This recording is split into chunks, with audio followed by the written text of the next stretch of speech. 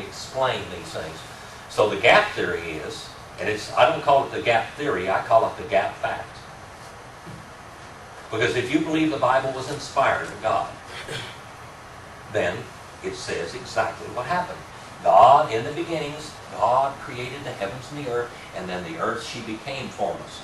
And then, according to this chart up here, you can study Satan's path, and you can unravel what happened back there in eternity past when Satan rebelled against God and he destroyed the original creation of God. That's how the oil got in the ground. I have drilled out these oil wells miles deep.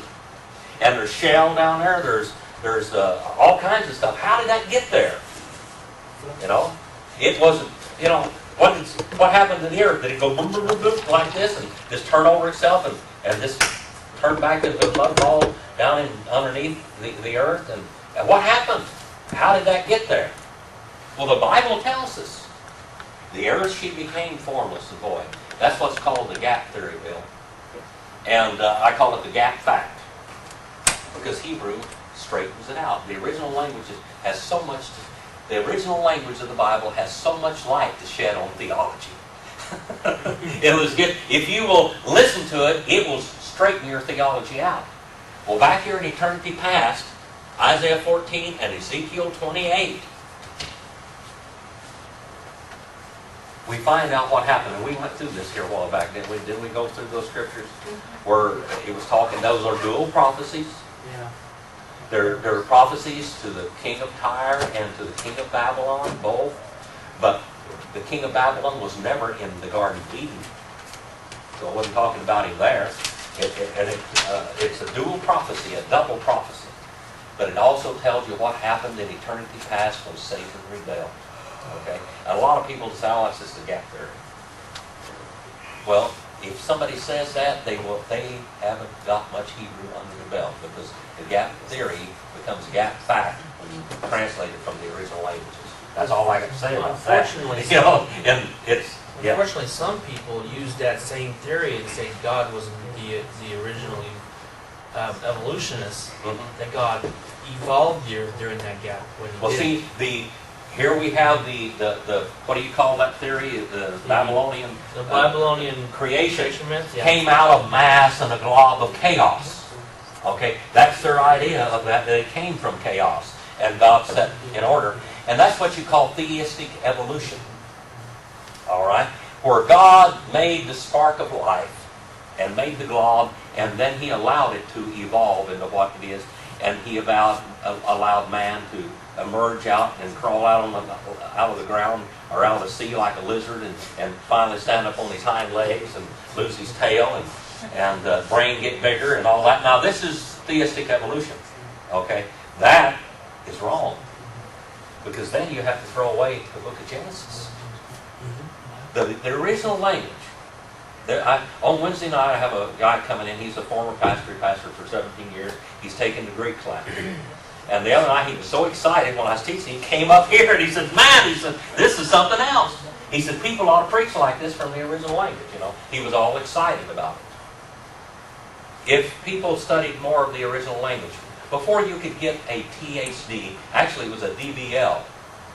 That's what I have, okay? That's what I earned, was a DBL, a Doctorate of Bible Languages, okay? And a PhD. But before you could get that, you had to have 5 years of Greek and 5 years of Hebrew. And you had to be proficient. You had to translate at least one of the books in the New Testament, one of the Gospels. And you had to translate the book of Genesis, at least in Hebrew. Translate it. Write it down. Okay? I've done all that stuff, plus a whole bunch more. But you had to do that. You had to be proficient to get a Doctor of Bible Languages. They're not doing that anymore. The seminaries are turning out graduates in English Bible. And that's the thing. Because it's too much work. 15 units of language, that was it. 15 units. Yeah, it's like three semesters. Yeah. Not even a year. It would be a Bible language or Yeah. just language. I think it was Greek you talked about. You didn't say anything about Hebrew. 15 units of Greek. Okay. Or Bible one, he might have had 1 year of Hebrew. Talking about Carl, that guy. No, Oh, Carl, yeah, Carl's the one that came up here the other Not night. him, Carl, my dad's teacher. he wrote a letter to me today and thanked me for the class. I thought maybe he was a preacher or something. He is. He was. pastored for 17 years. He's right in between pastoring right He's now. got a line on another pastoral position Yeah, too. and I've got to give a check to Karen out here, but he wrote a letter to me and left it up here today. People that study the Word of God so appreciate it when you open their eyes to it. If you believe the Bible, I'm really glad that this church here, our statement of faith is that we believe that the Bible is absolutely inerrant from the original languages. It doesn't say anything about King James at all, because that was the Church of England's translation, not Baptist. Okay? And so many people, it's been crammed down so many people's throats that they don't know any better. But the statement says that we believe that the Bible is totally inerrant, verbally and contextually and syntaxically is what it's talking about. From the original languages, the original autographs are infallible. Infallible. They're exactly, it says exactly what it's supposed to say. Even when you get into Greek scholars, you know, I'm a Greek scholar, really. I'm not trying to brag on myself, honey, I'm a Greek scholar. Greek scholars get in an argument whether the book of Revelation or some of the books in the Bible are accurate because verbally, sometimes the verbs and the nouns don't agree. And we studied that the other night in a Greek class.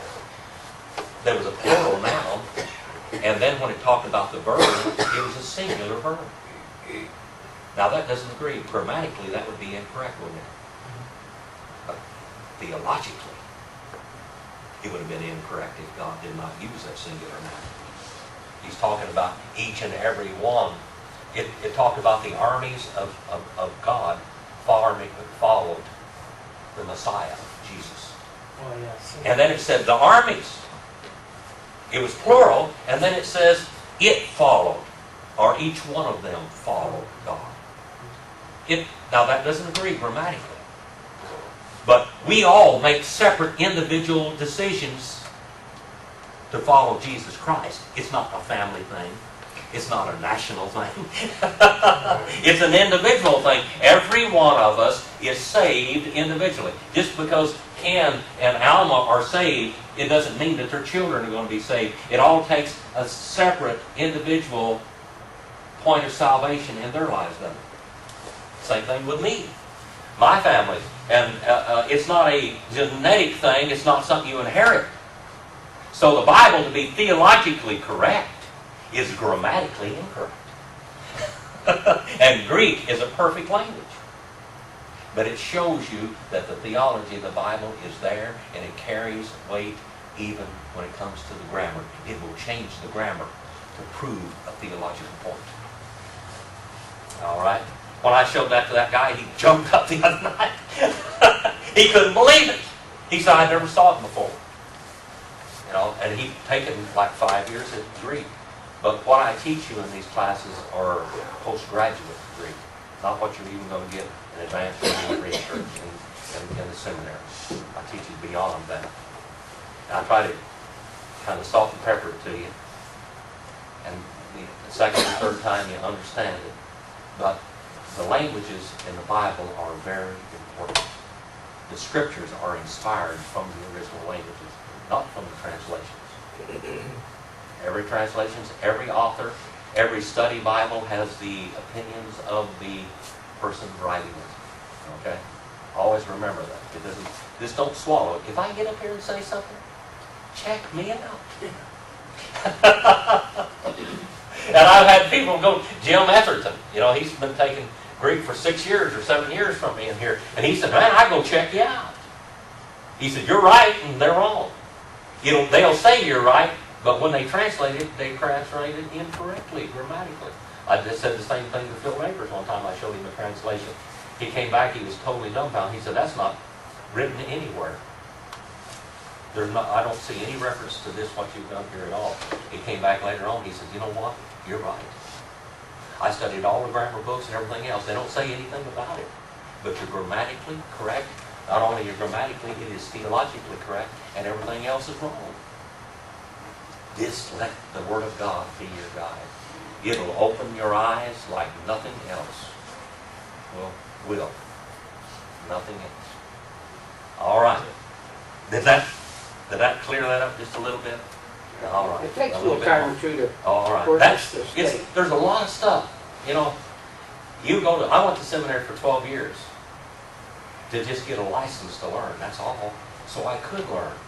So many people go to college, and they go to college 5, 6, 7, 8, 9, 10 years. If a doctor went to college for 10 years and became a doctor and just forgot and quit learning after that, would you want to go to him? No. Well, all you learn, all a doctor learns how to do is start practicing medicine. And it's practicing, I believe me. Yeah. It's practicing medicine. Now, almost a nurse. They're practicing medicine. They're trying to make it work. And now, I went to school for 12 years so I could learn how to learn. I haven't got there yet. I haven't learned it. And I will never learn it in this life. But I'm trying to share with you some of the things that I did learn. That you'd have to go through all of that stuff yourself, and then and go through hundreds and thousands of books that I have read, and they're all marked up, aren't they, for the kid? Yeah. All these things you go through, you study all of this in history and science and theology and the Bible and everything, and you all cram it together. And then you can get up and teach. And I want you to teach in your classes. How many of you are going to be teachers one of these days? All right. You won't be able to raise your hand.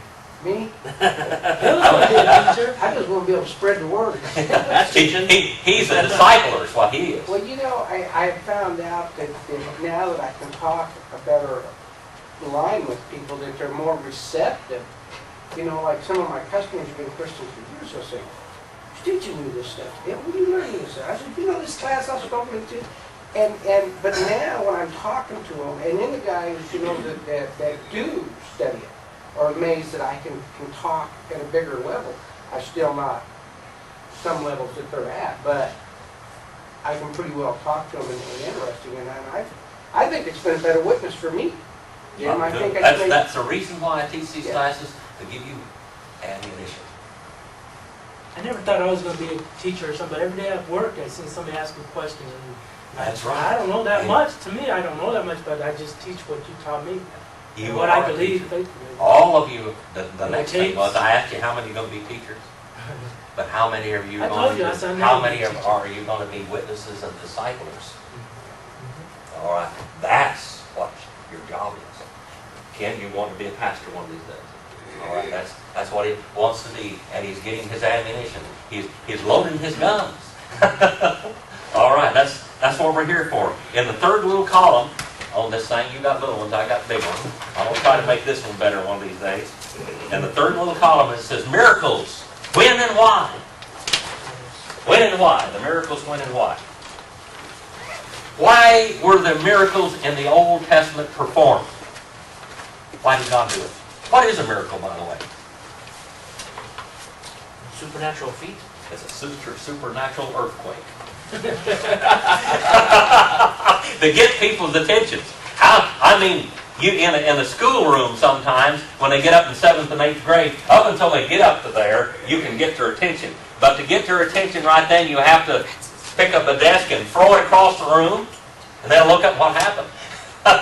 Or whatever, and it takes a jar, dynamite, to get people's attention. Well, a miracle in the Old Testament was dynamite, an explosion. What are some of the miracles? Let's go back and let's recount some of the miracles. Do you think do you think Samson was a miracle? Yeah, sure. Have that strength. How many of you, Ken's a big guy. Ken, have you ever taken the jawbone of a donkey and gone out and killed 15,000, 20,000 men with it? Not I that dreamed bad. about it. You were in the Army too. What? You were Air Force. Yeah. Yeah, but I'm going to tell you what, that's a miracle. Yeah. There's nobody that good. You know what I think? I think Samson was a little old skinny guy. Right. I don't think he was real big. No. I think he was an average man. I don't think he had great big muscles like Hercules. He weighed 380 pounds. They would know where his strength came Yeah. from his size. Yeah. But they didn't know where He his could strength go came and from. stop a lion, a bear, or whatever, he came into. He could whip all these armies. Maybe he was like Bruce Lee. You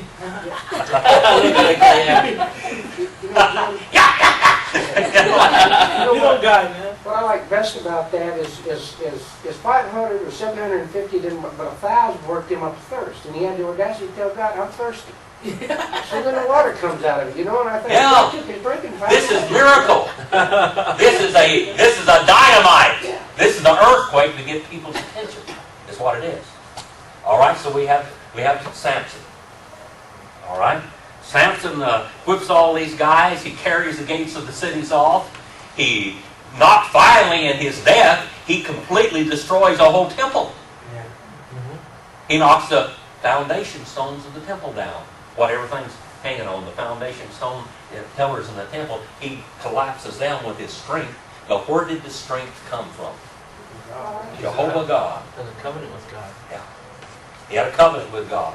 He broke all the covenants with God. And the last one he broke was The hair. the straw that broke the camel's back. What did he do? To be a Nazarite, he was a Nazarite.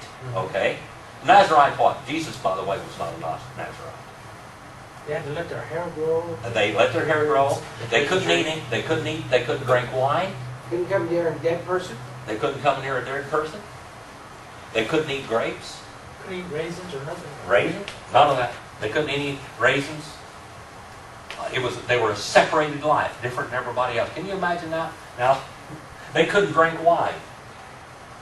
They might be subject to dysentery a whole lot back in those days. You know, people back then had to mix wine with water to be safe. Like you put chlorine tablets in drinking water when you go off and you go down into Mexico, or you go in Damascus, Syria, and see if you can survive that. I couldn't. Like they killed me. I almost died from that water.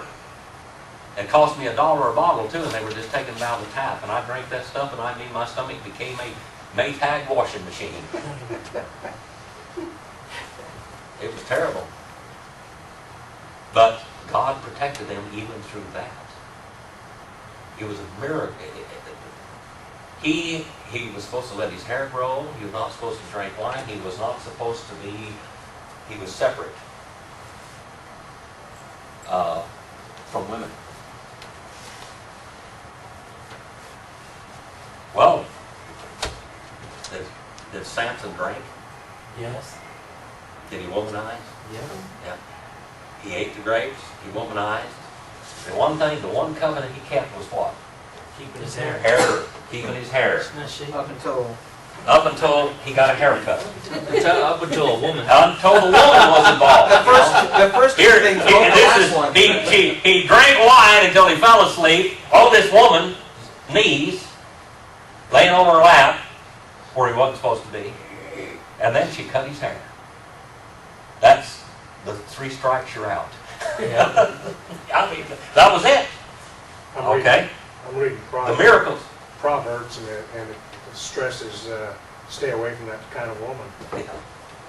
Now stay away A from young it. person. He didn't follow God's will or wishes at all. But God used him mightily, even as ungodly as was. Look how ungodly Abraham was. We talk about Abraham the faithful. Abraham's the father of all our miseries today with the Middle East. He's the father of all of that problem. If he'd have done God's will, we wouldn't have that problem today. They wouldn't exist. Okay? He was the last of the judges, wasn't he? That's Samson. Samson, yeah. Anyway, God changed. That was a change.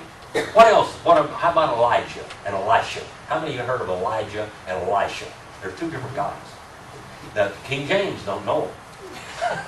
They couldn't differentiate between the 2 in the New Testament. They got it all mixed up. They called both of them the same name. But it's Elijah and Elisha. Okay? Which one was born without hair?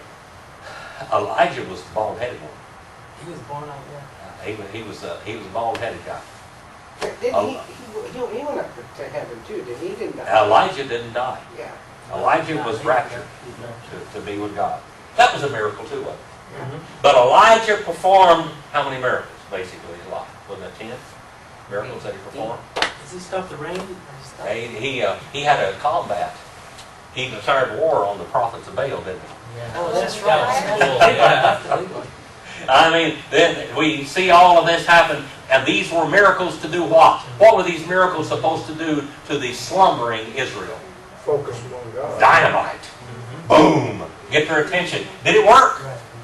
For a No. little bit. For a little while. Not And, long and, enough. and what I tell you what, these miracles were to get their attention, to point them to the prophet of God.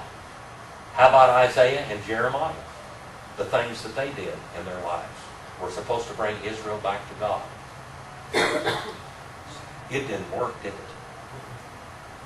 So you go back. Miracles never bring anybody to God. Did you know that? Believe it or not. That's Miracles don't bring people to God. the Egyptians, frogs. The miracles that God performed before Egypt. Who did the miracles there? Aaron? Aaron. Did you know Moses didn't do it? He did one and got himself in trouble. He had hit the rock. Yeah. Boy, it cost But I mean, him. that wasn't in Egypt. No. The one time he tried to strike out. The guy that stood before Pharaoh was not Moses. Oh, Aaron was the He priest. was Aaron. All right. Aaron did all the miracles and everything by Moses' instruction. Okay? I mean, that's not what Cecil B. Cecil B. DeMille has in the movie, but that's exactly what's in the Bible. I went over to the church the other day, and I said, God took how many animals into the ark? How many sheep went into the ark? How many sheep went into the ark? Seven pairs. How many is 2 times 7? 14. 14. All right. And I said, how many goats went into the ark? 2. 2 times 7, 14. How many cows? 2 times 7. And they said, what? 7 pairs of every clean animal. All right? And then a pair of the other. Because they were going to sacrifice them when they came out. Jim, something else to think about. Noah had 3 sons, and we talked about the proliferation of people in those days and how long Noah lived on the earth. It's highly improbable that he only had 3 sons. That's The right. 3 sons were These were the specific 3 sons. godly or something, but Yeah. he probably had children that didn't make it into the ark. Yeah. I mean, you can't, I think I, Yeah, we was that talked about Wednesday Wednesday night? night. Wednesday night, I brought that out. Wednesday night. Well, let's say, he could have had 100 children. And only 6 of them got on the ark. Or only 3 of his sons and their wives. That happens today when you have a Christian mom and dad that didn't bring up their kids, and their kids, and the kids die off. Imagine what Noah felt when he's on the ark for all those months. How about if His your kids children are were dead. on the outside of the ark? How do you think we feel when we see one of our family members die lost? Mm-hmm. They didn't make it on the ark, did they? Okay. The miracles were to confirm always God's truths, God's word or God's message, or God's person. All right? In the New Testament, Akaine Diatheke, the New Testament, the New Covenant. That's what it means, the new contract. In New Testament times, the law and the prophets were until John the Baptist. The law and the prophets were until John the Baptist. Israel's administration was until John the Baptist. And then the king took over the reins of his own kingdom. That's what was supposed to happen. It didn't happen, but that's what was supposed to happen. When Jehovah came to this earth in the flesh of Jesus Christ, he was the king of eternity and the king of his nation Israel that was called out in his name. Israel was of the line of one of the 3 sons of Noah. What was his name? Shem. Shem. Shem means monument, stature, or name, or fame. It was through Shem that the lineage of the Messiah would come. When Eve had her firstborn son, she thought that firstborn son was the Messiah, didn't she? And she named him Cain, and that means gotten. God had promised them a Messiah, the Messiah. If they didn't quite get it all right. Yes, brother. You mentioned the other day when you said that maybe Cain and Abel were maybe twins. They could have been twins, but Cain would have been the firstborn. Just like Esau was the firstborn when Esau and Jacob were born. All right? And anyway, got where I was. Cain means gotten. When Eve brought forth Cain, she said, we've gotten a man, even the Lord, the Messiah. But they forgot that the Messiah was the seed of the woman, not the seed of man. Yeah. See, Cain was the seed of man. And if you look in the Bible, you'll see the law of the rejection of the firstborn. The firstborn in all was supposed to die unless it was redeemed. Yeah. Okay. Now in the New Testament, the law and the prophets were until John, and then John the Baptist came on the scene and preached, heralded the Messiah to come. Okay? The Messiah King. All right? And when Pilate wrote down on his, every criminal was executed on a cross, had to have his crime printed and set above his head on the cross. What did what did Pilate write above the name of Jesus, or above Jesus? King of the Jews. This is Jesus of Nazareth, the King of the Jews. And he wrote it in 3 languages. He wrote it in Hebrew, he wrote it in Greek, and he wrote it in Latin. So everybody would understand what. And the Jew says, don't say that! He said, what I have written. Pilate wrote it with his own hand. That was in Pilate's handwriting.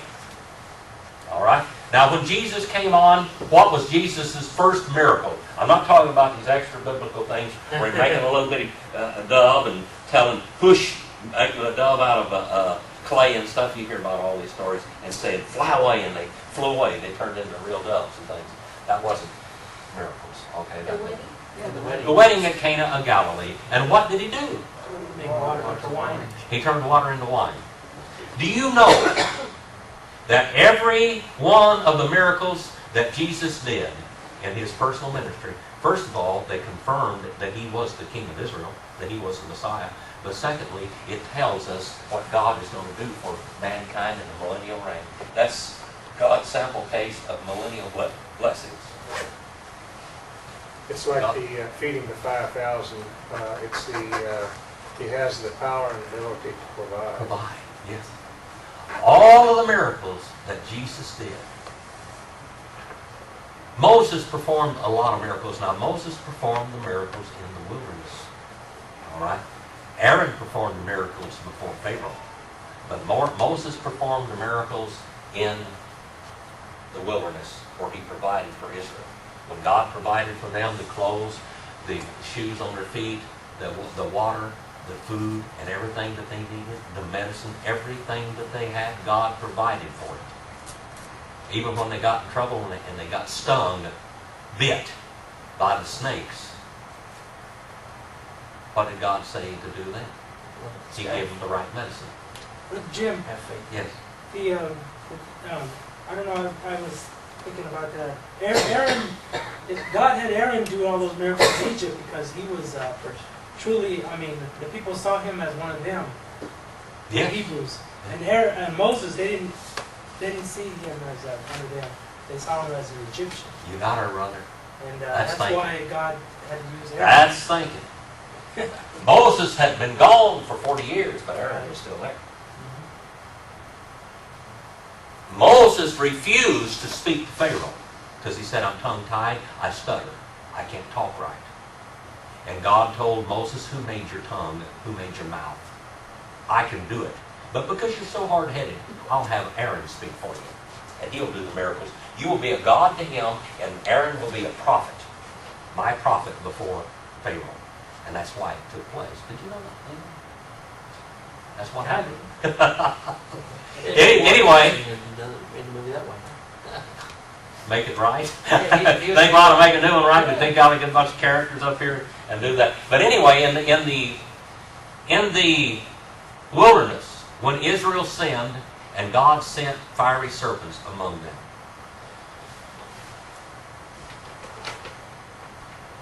It bit them and they died. And God says to Moses, make a serpent, a figure of that serpent, and put it up on a staff. So they can look up to that serpent. All they have to do is look up there when they get bit, and that's the antidote. And Jesus said, like the serpent that was lifted up, that's a miracle, by the way. A miracle, isn't it? Wasn't that a miracle? He didn't give them some concoction. They didn't go out and get some exotic. They didn't have to go to the Himalayas and get some exotic potion from a thing that was growing up there and pound it up and mix it with frog skins or whatever. They didn't have to do anything like that, did they? Witch's brew. It wasn't a witch's brew. That staff, was it a stokos? Yes, it was a staff. Remember now, this is a long time ago. The word stokos in Greek, that means a stake. All right, that's a brand new thing. But Now, the Jehovah's Witnesses tried to say that Jesus was crucified on a stake instead of a cross. But that stake became a cross later. By the time the Romans, when people were first crucified, they were crucified on the stokos, and what happened, the end of the stick was sharpened, and they were stuck on it, and it went up through their body and killed them. That was the first crucifixion. The Assyrians did that. That's kind of why Jonah didn't want, Jonah didn't want to go over there and preach to them. He thought maybe he might get The his staff skill. they used to herd the sheep, and that's why Okay, yeah, well, this was a large pole. He Yeah. was supposed to pick it up on it's up kind of on- like looking to the cross, right? Yeah, it was like looking to the cross. And all they had to do is look and believe. Now, that's what you have to do. Here we live and this is a miracle among people today. Just think about it. Tell them, I talk to people and even my own family sometimes. Talked to one of my family the other day, and I asked her, she was talking about religion. Oh, she said, you just have to live a good life.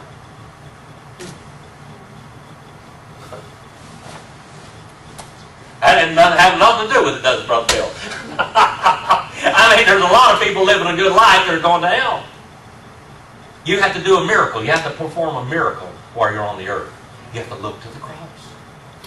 Look and believe. Get them to look to the cross. That's real contrary to, that's Cain's religion, wasn't it? A religion of works. That's what Adam and Eve did when they first sinned. They had a religion of works. They went out and sewed fig leaves together and put around and put fig leaf clothes on them. How many of you ever had close contact with fig leaves? itch. They just itch you to death. They are, boy, I tell you what, those things got little tiny thorns on the inside of them. That's exactly what religion does to a person. Man-made religion. It's thorny. It's hard on the flesh, but it doesn't do anything to the spirit at all. It's hard on the flesh. And there are people that go over to Rome, to the Vatican, and they go over there in different places, and they'll crawl on their knees up the stairs to kiss the place where Jesus was supposed to have been tied when he was beaten, and Constantine the Great's mother had those stairs moved over there and set up where they were supposed to be the stairs that Jesus climbed, and the ring where he was tied when he was beaten, and it's supposed to have a drop of his blood on it and all of this bloating. Okay, but they'll crawl on those stairs and they break glass, So they believe. so they bleed all the way up there. That's painful religion, isn't it? Well, there's people down south that they crucify themselves. Oh yeah. In the Philippines, people are crucified. Actually crucified. Just like Jesus was crucified. The Muslims do the same thing when they walk around and stone Mecca. Over and over and over again. It doesn't do you any good. That's false religion. False religion's always hard on the flesh. You know, Jim, what you True religion's hard on the spirit.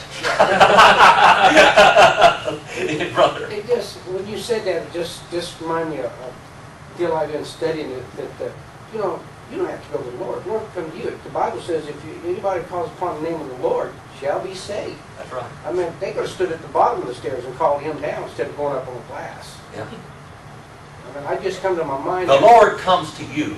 You don't go to Him. For in grace ye are having been saved, Ephesians 2:8 says. Through grace, or by faith, and that not of yourself. The faith that it took you to believe, that was a gift too.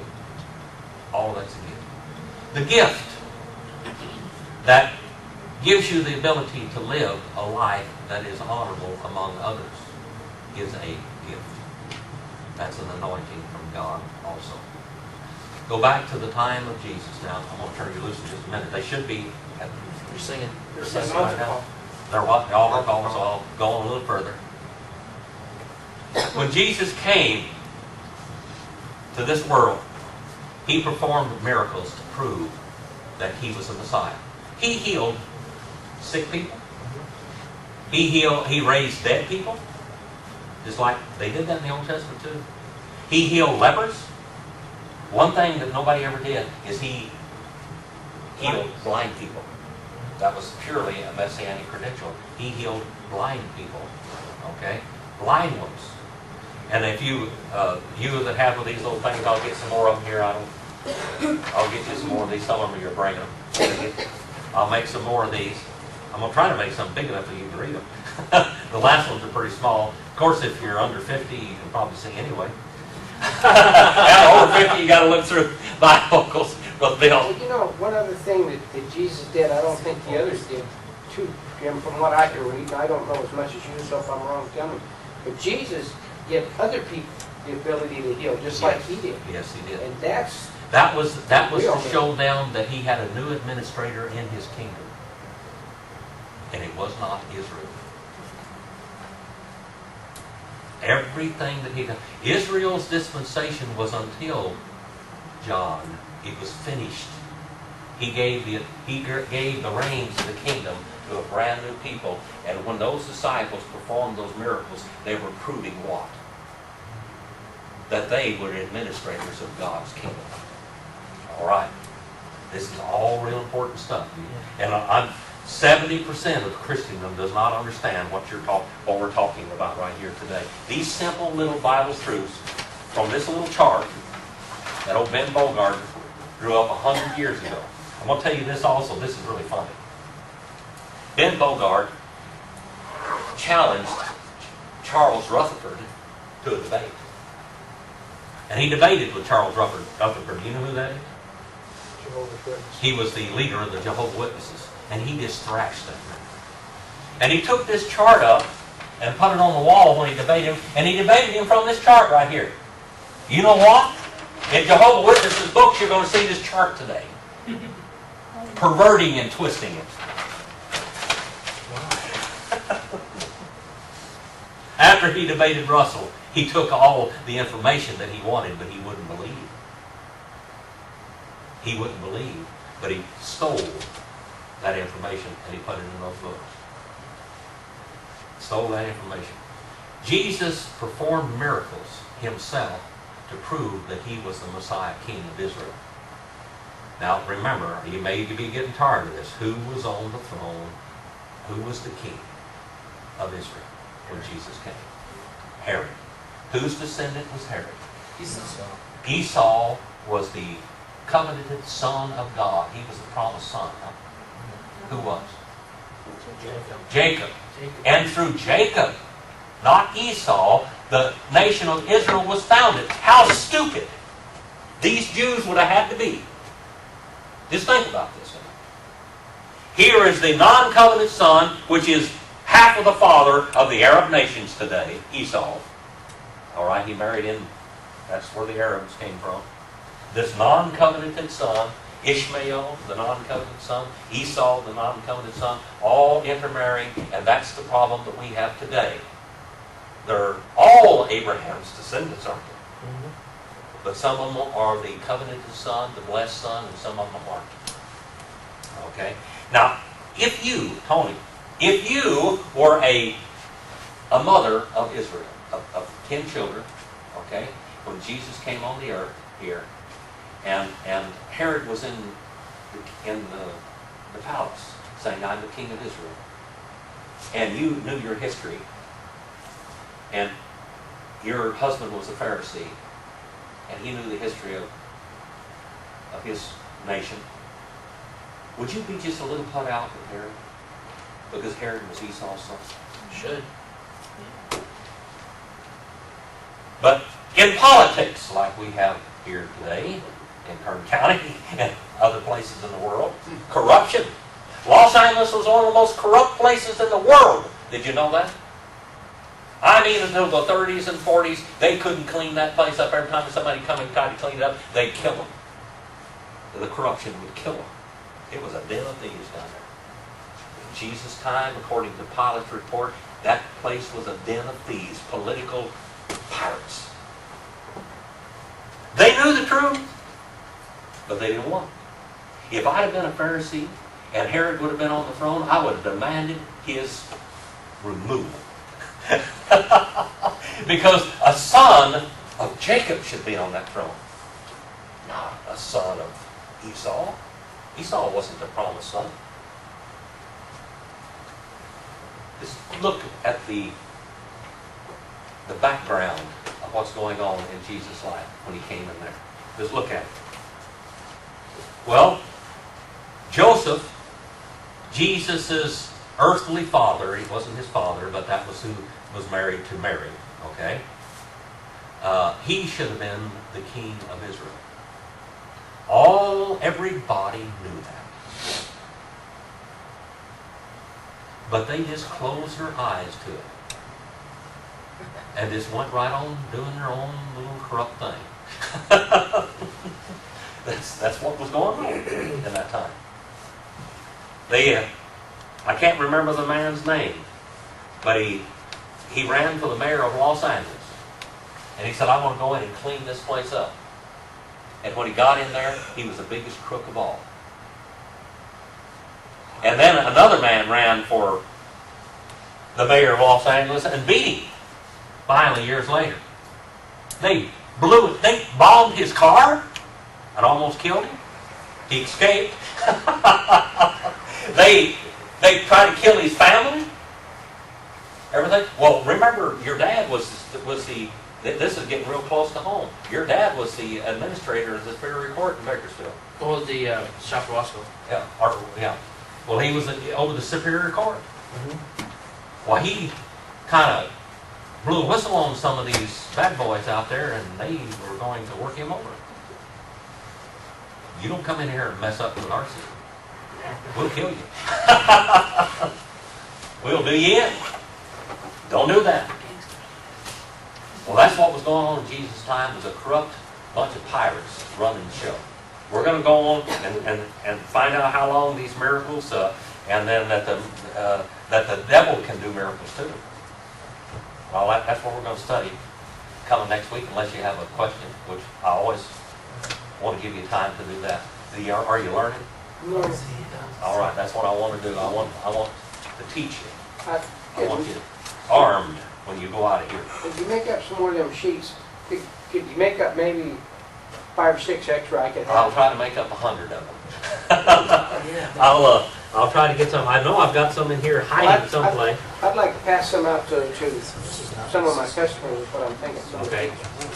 Well, I've got one of the little ones left. That's why I didn't hand it out, because I got to make some more off of this. I can make them and print them out. The only thing about it on my computer, it costs like $65 for the printing you get it. They won't do them over here at the church? Well, they do, but I got to come 20-something miles here. Next time those go out, let us know.